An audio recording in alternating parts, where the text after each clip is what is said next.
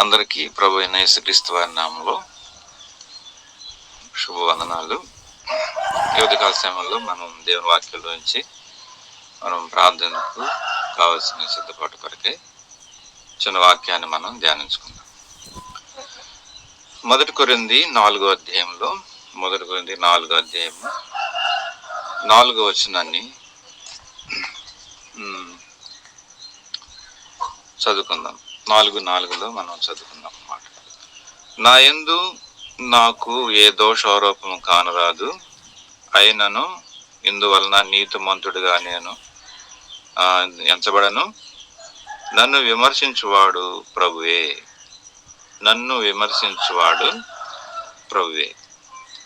ఇచ్చిన లేఖన భాగాన్ని దేవుడు మన్నిటిలో దీవించి ఆశీర్వదించునుగా. అపోస్తలుడైన పౌలు ఆయన సేవా పని పరిచర్యలో తను తాను విమర్శించుకుంటున్నట్లుగా మనం చూస్తున్నాం. ఈ మొదటి వచనంలో చూస్తే, ఎలాగున క్రీస్తు సేవకులమనియు దేవుని మర్మముల విషయంలో గృహ నిరకులమనియు ప్రతి మనుషుడు మమ్మల్ని భావింపవలెను, మరియు గృహ నిర్వాహకులలో ప్రతి వాడను నమ్మకమైన వాడై ఉండుట ఆవశ్యకము. ఇక్కడ మనం చూస్తున్నాము, పౌలు కొరింథీ ప్రజలకు ఎలాగూ పరిచయం చేసుకుంటున్నాడంటే, మేము దేవుని సేవకులము, రెండోది మేము దేవుని గృహ నిర్వాహకులము, మూడోది మేము దేవుని యందు నమ్మకమైన వారు. దేవుడు మమ్మల్ని నమ్మాడు కాబట్టి మాకు ఈ పరిచర్య దేవుడిచ్చాడు. కాబట్టి మేము సేవకులము, మేము గృహ నిర్వాహకులము, మేము ప్రభు దృష్టిలో నమ్మదగిన వారం కాబట్టి దేవుడు ఈ పని అప్పగించాడు. కాబట్టి దేవుని విషయంలో మేము ఎలా ఉండాలనుకుంటున్నామంటే, మేము ఎవరి చేత విమర్శించబడటం కాదు, కానీ మీ చేతనైనను ఎవరి చేతనైనను విమర్శించబడటం కాదు, మేము దేవుని చేత విమర్శించబడుతున్నాము. ప్రభువే మమ్మల్ని విమర్శిస్తున్నాడు. నన్ను విమర్శించువాడు ప్రభువే అని దేవుని వాక్యంలోంచి మనం చూస్తాం. నన్ను విమర్శించేవాడు ప్రభువే. ఇక్కడ మనం చూస్తే, అది దానియేలు గ్రంథం 5వ అధ్యాయం 24వ వచనంలో చూస్తే, అక్కడ రాజు మనకు కనపడతాడు. ఒకసారి మనం చూద్దాం. అది కూడా దానియేలు గ్రంథం 5వ అధ్యాయము 24వ వచనం చదువుతాం.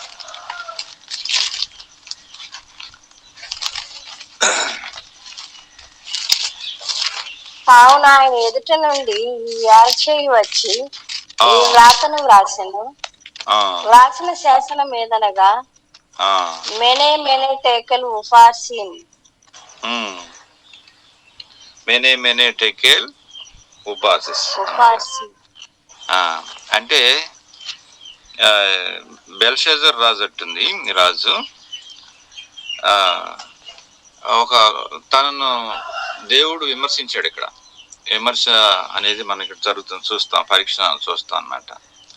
అయితే దేవుడు తను పరీక్షించినప్పుడు ఎలా కనపడ్డాడు అని అంటే, మరి మేనే అంటే నీ ప్రభుత్వం లెక్క చూసి నేను ముగించాను అని అర్థం. రెండోది టెకేల్ అంటాడు, అంటే నిన్ను త్రాసులో ఉంచగా లెక్కకు చాలా తక్కువగా కనపడ్డావు అని అంటాడు. ఉపార్సిస్ అంటే నీ రాజ్యమును తీసివేసి మరొకరికి అప్పగించబోతున్నాను అని అర్థం అన్నమాట. కాబట్టి దేవుని పరీక్ష ఎంత తీవ్రంగా ఉంటుంది అనేది మనం చూస్తాం. ఈ వచనాలు బట్టి మనం అర్థం చేసుకోవచ్చు. కాబట్టి ప్రభు పనిలో ఉన్నాం మనం, ప్రభుని రక్షణలో ఉన్నాం మనం, ప్రభు కార్యాభివృద్ధిలో ప్రయాసపడుతున్నాం మనము. మరి ఎలాంటి వారుగా ఉన్నామో చూడండి ఒకసారి. ఇది మనకే ఎక్కువ విమర్శ అన్నమాట. ఈ రోజున మరి చదువుకునే వారికి పరీక్షలు ఉన్నాయి, అలాగనే రాజ్యాన్ని ఏలుబడి చేసేటువంటి వారు కూడా పరీక్షలు ఉన్నాయి. రాజ్యాన్ని ఏలుబడి చేస్తున్న వారు కూడా పరీక్షలు ఉంటున్నాయి. మన మరి ముఖ్యమంత్రులు ఓడిపోయినప్పుడు వాళ్ళు ఓడిపోవటానికి గల కారణాలు ఏంటి ఇవి అని చాలా యూట్యూబ్ ఛానల్స్లో మాట్లాడుతూ వచ్చారు. కానీ ప్రభు మనకేమి నేర్పిస్తున్నాడంటే మనల్ని మనమే విమర్శించుకోవాలి అని అంటాడు ఇక్కడ ప్రభు. మనల్ని మనమే విమర్శించుకోవాలి, మనం ఎవరిని విమర్శించడానికి కాదు. కానీ అయితే కొరింథీలో ఉన్న ప్రజల్ని పౌలే విమర్శిస్తూ వచ్చాడు అన్నమాట. విమర్శించాడు వాళ్ళని. మీరు జాగ్రత్తగా ఉండాలి, మీలో జరుగుతున్న ఈ పాపాలు, ఈ బలహీనతలు, వీటన్నిటి విషయంలో మీరు చాలా జాగ్రత్తగా ఉండాలి, లేకపోతే మీరు నష్టపోతాడని దేవుని సేవకుడుగా వారిని హెచ్చరిక చేస్తూ వచ్చాడు. వారిని హెచ్చరిక చేయడమే కాదు, మరి పౌలు కూడా దాన్ని విమర్శించుకుంటున్నట్లుగా మనం చూస్తున్నాం. నన్ను విమర్శించేవాడు ప్రభువే. అయితే ఏమంటాడంటే నా యందు నాకు ఏ దోషారోపణ కానరాదు, అయినను ఇందువలన నేను నీతిమంతుడిగా ఎంచబడను, నన్ను విమర్శించేవాడు ప్రభువే. మన యందు మనకి ఏదైతే కానరాదు, కానీ మన ప్రభుకి మన సమస్తాన్ని తెలుసు. మనల్ని బాగు చేసేవాడు, మనల్ని కట్టేవాడు, మనల్ని మన సమస్తాన్ని మనకు బోధించేవాడు, నేర్పించేవాడు. కాబట్టి మన ప్రభు దగ్గర మనం ఆత్మీయంగా అలాగ ఉండటం అనేది చాలా మంచిదన్నమాట. మనం ప్రభు బలలో పాల్పొంగులు పొందేటప్పుడు ఎప్పుడు దేవుని సేవకులు ఈ వచనాలు చదువుతారు. 1 కొరింథీ 11వ అధ్యాయంలో. కాబట్టి ప్రతి మనుషుడు తాను పరీక్షించుకునే వలన 28వ వచనంలో అలాగున చేసి ఆ రొట్టెని తిని ఆ పాత్రలో త్రాగవలను. ప్రభు శరీరాన్ని వివేచింపక తిని తాగువాడు తనకు శిక్షా విధి కలుగుటకై తిని తాగుచున్నాడు. ఇందువలన మీలో అనేకులు బలహీనులు, రోగులు చాలా మంది నిద్రించున్నారు. అయితే మనం విమర్శించుకొని ఎడల తీర్పు పొందకపోదు. ఇక్కడ 3 విషయాలు వచ్చినాయి. ఒకటి పరీక్ష, రెండవది వివేచన, మూడవది విమర్శ అన్నమాట. పరీక్ష, వివేచన, విమర్శ ఎవరికి? ప్రతి మనుషుడికి అన్నమాట. చెబుతున్నాం, నాకు నీకు అందరికి అన్నమాట. కాబట్టి మనం ఎప్పుడు చేసుకోవాలి అంటే పరీక్షలు అంటే ప్రతిరోజు చేసుకోవాలి. మనం పరీక్షించుకోవాలి. అందుకనే ఒక వాహనానికి వెనకాల బ్యాటరీ ఒకటి ఉంటుంది. బ్యాటరీ మీద అక్కడ చిన్న అక్షరాలతో రాస్తారు, ప్రతిరోజు నన్ను గమనించు, పరీక్షించు, నా వైపు చూడు అని రకరకాలుగా రాస్తారు. కాబట్టి అది కనుక ఫెయిల్ అయితే బండి కూడా ముందుకు పోదు, సెల్ఫ్ కాదు, అది అక్కడ ఆగిపోయి ఉంటుంది, పనులు ఏం జరగవు అన్నమాట. కాబట్టి మనం పరీక్షించుకోవటం, మనం వివేచించుకోవటం, మనం విమర్శించుకోవటం అనేది అది మన వల్లనే జరగాలి అన్నమాట. ఎందుకు మనం పరీక్షించుకోవాల్సిన వారికి ఉన్నామంటే, ఎందుకు మనం పరీక్షించుకోవాలా? కొన్నిసార్లు అనుకుంటాం మనం నీతిమంతులు అయిపోయాం కదా, దేవుని వాడుకుంటున్నాడు కదా, దేవుని చేత ఉన్నాం కదా అనేది మనం చాలా మంది అనుకుంటుంటారు.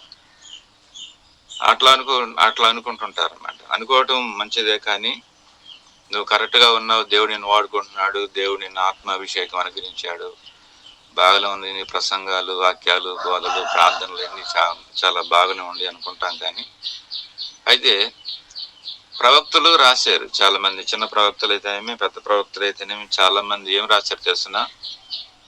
మీకా గ్రంథం 7వ అధ్యాయం 4వ వచనంలో చూస్తే మంచివారు ముండ్ల కంచివారుగా ఉంటారంట ఆ దినమందు.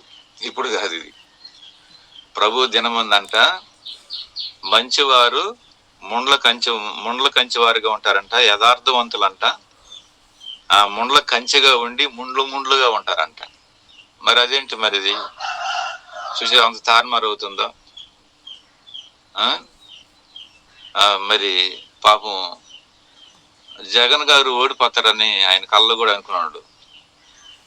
11 సీట్లు వస్తాయని అసలు ఆయన ఊహించుకోడు కదా. మరి చూడండి ఎంత ఘోరాతి ఘోరంగా 151 సీట్లు ఏంటి పోయిన సంవత్సరంలో, ఇప్పుడు ఏంది 11 సీట్లు? ఎంత ఘోరంగా ఉందో చూడండి.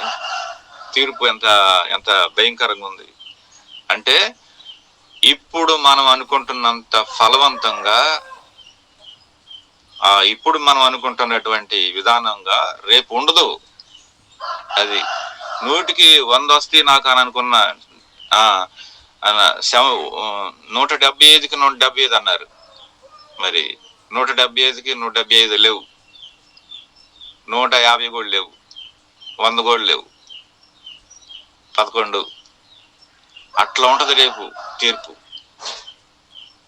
కాబట్టి ప్రతి ఒక్కళ్ళు మనం దేవునికి ఇచ్చిన చర్య అయితేనేమి, పని అయితేనేమి, సేవ అయితేనేమి, నీ ప్రార్థన జీవితం అయితేనేమి, ఏదైతేనేమి 100కి 100 100% ఉండాలి. లేకపోతే రేపు చాలా కష్టం అవుతుంది.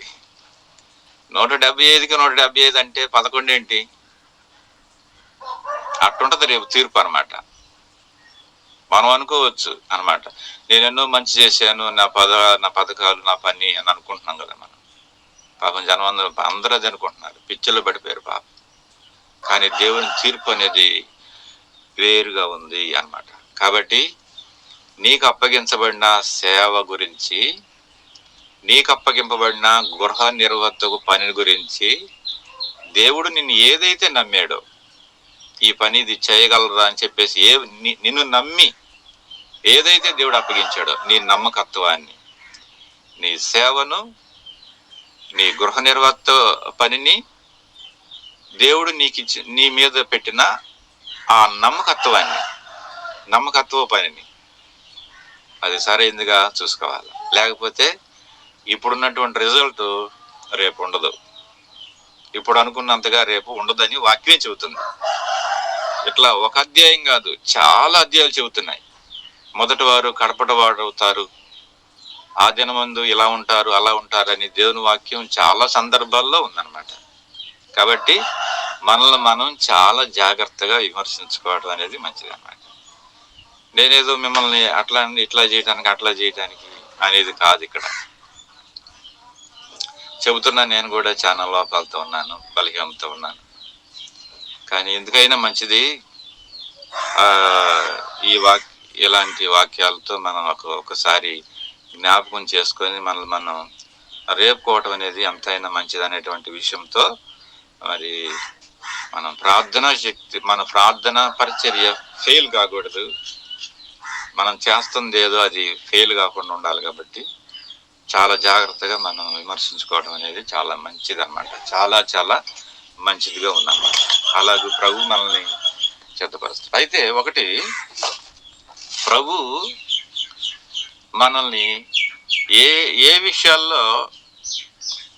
విషయాల్లో మనల్ని విమర్శ చేస్తాడు అనేది ఒకసారి మనం ఆలోచన చేసుకుందాం. ఒకసారి ఇక్కడ 1 కొరింథీ 4:5 చూస్తే ఏమంటాడంటే, కాబట్టి సమయం రాక మునుపు అనగా ప్రభు వచ్చే వరకు దేని గురించి తీర్పు తెచ్చుకొని ఆయన అంధకారం మందలి రహస్యములను వెలుగులోనికి తెచ్చి హృదయంలోని ఆలోచనలను బయలుపరిచినప్పుడు ప్రతి వానికి తగిన మెప్పు దేవుని వల్లనే కలుగును. ఇక్కడ 2 విషయాలు ఉన్నాయి. ఏంటంటే, ఒకటి మరుగైన సంగతులు అన్నమాట. నీకు నాకు దేవునితో మనం ఉన్నాం కాబట్టి మరుగైన సంగతులు ఏ ఉండకూడదు. ఒక భార్య భర్త వాళ్ళిద్దరి మధ్య ఎలాంటి తేడాలు, ఎలాంటి రహస్యాలు, ఎలాంటి దాపరికాలు ఏం ఉండవు కదా. అట్లాగూ మన దేవునితోటి ఏ దాపరికం అనేది ఉండటానికి వీల్లేదు. దాపరికం అనేది ఉండకూడదు అసలు. ఒక దాపరికంగా ఉండి ఏదైనా చేస్తున్నామేమో మనం చాలా జాగ్రత్తగా ఉన్నాం. మనం దాపరికం అనేది దేవుని దగ్గర పనికిరాదు. అది మరుగైన సంగతులు నేను వెలుగులోని తీసుకొస్తా అన్నాడు, బయటకు తీసుకొస్తా అన్నాడు. ఆ దినాన మనం ఎంత సిగ్గుపోతామంటే, మరి ఎంత ఇదైపోతామంటే అది అయిపోతాం అన్నమాట. ఏదైనా దాపరికం ఉందేమో త్వరగా తీసేసుకుందాం. రెండోది ఏంటంటే, నీ హృదయంలోని ఆలోచనలు అవి ఎట్లా ఉండే అనేది చాలా అవసరం అన్నమాట. హృదయంలోని ఆలోచనలు ఎలా ఉండే అనేది చాలా జాగ్రత్తగా చూసుకోవాలి. హృదయం నా స్పీడ్గా కొట్టుకుంటుందా? పాపం ఉంటే కొట్టుకుంటుంది అట్లా. హృదయం ఏమన్నా స్లోగా కొట్టుకుంటుందా? నువ్వు ఆత్మీయంగా ఆరిపోతే అట్లా కొట్టుకుంటుంది, స్లోగా కొట్టుకుంటుంది. లెక్క ప్రకారంగా కొట్టుకుంటుందా చూసుకోవాలా, చాలా జాగ్రత్తగా చూసుకోవాలా. స్పీడ్గా కొట్టుకున్నా ప్రమాదమే, స్లోగా కొట్టుకున్నా ప్రమాదమే.